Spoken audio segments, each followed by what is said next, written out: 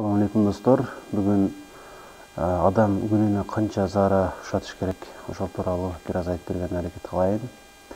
Орточо 800 мл-ден 1,5 литрге чейин зара чыгарабыз күнүнө. Жана анын 4төн 1 бөлүгү же болбосо 3төн 1 бөлүгү кечкурункуга же түнкү убакытка туура келет.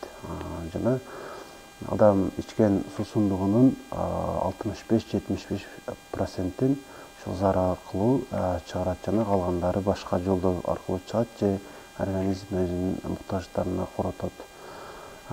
Демек, ушундай минималдуу өлчөм бир күндө чыгарыла турган ошол заранын өлчөмү 500 мл же 1,5 литрге туура келет. Ал эми максималдуу болгондо 3 литрге чейин болушу мүмкүн. 3 литрден ашыгы бул норма эсептелбейт.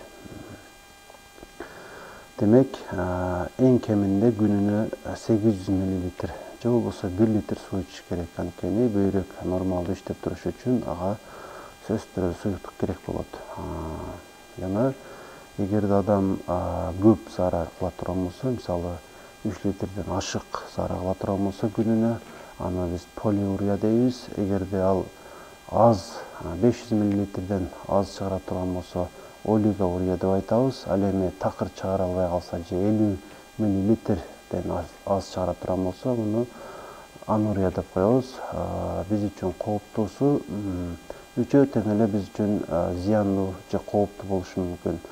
Албетте ар бир оору өзү менен кошо кандайдыр бир симптомдорду ала жүрөт. Бир гана ушул полиурия менен же болбосо никтурия менен коштолбойт. Никтурия же болбосо олигоурия менен коштолот. Башка дагы сөзсүз түрдө симптомдор кошо жүрөт. Мисалы, кайсы бир жерибиз оорушу мүмкүн, дене табыбыз көтөрүлүшү мүмкүн, жана башка симптомдор менен сөзсүз түрдө коштолот. Бирок ошол зарага дагы көңүл бурууга туура келет өлчөмүнө.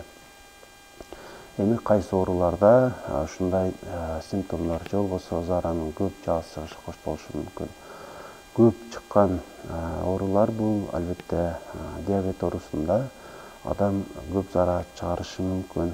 Аны менен кошо эле өзүңүз жакшы билесиздер, өтө көп суу сап калат, тамакка болгон табити дагы өтө жогору болуп кетет. Бул оору күчөп калган маалда болот. Албетте ал бири элек болсо диабет экенин кийин билгенден кийин уже керектүү болгон аракеттерди кылып, дарылануу ыкмаларын аткарат. Дагы башка бир оору бул эркек адамдарда простатит деген оору бар. Ошол менен ооруп калганда дагы адам көп зара ушатып калат. Бирок мында өзгөчөлүгү бир чыгарганда азыраак өлчөмдө чыгышы мүмкүн, бирок тез чыгат. Ошол менен дагы өзгөчөлөнүп турат. Башка белгилери болсо простатиттин ылдый жактарыбыз, киндиктен төмөн жактар, буттарыбыздын өйдө жактары катуу ооруп, белдерибиз кошулуп оорушу мүмкүн. Эгерде курч кармаган болсо, дене табыбыз дагы кошо көтөрүлөт. Чыйрыктырып, башка симптомдор дагы болот. Бирок өнөкөт формасы боло турган болсо, бир гана ошол зара көп чыгып, анча оорутуп, гана тим болушу мүмкүн. Ал эми аял менен кошулган убакта дагы кээде кыйынчылыктар жаралышы мүмкүн эгерде ошол простатит болсо. Жана дагы кайсы ооруда өтө сейрек кездешүүчү оорулардан бири болгон бул несахарный диабет деген оору бар.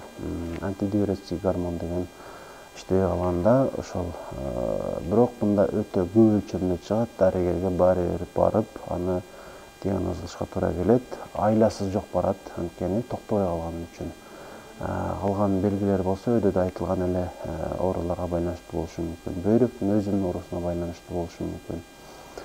Бөйрөк жетишпестиги деген ооруда тескерисинче зара такыр чыкпай калышы мүмкүн.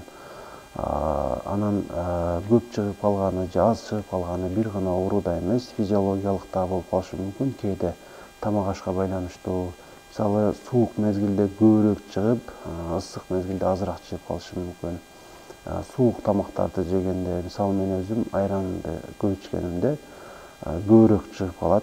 Сизде деле ушундай жеке өзгөчөлүктөр болушу мүмкүн. Мисалы көк чай ичкенде, эркек адамдар кээде сыра ичишет, ошол дагы көп зарар ушатышка себепчи болушу мүмкүн.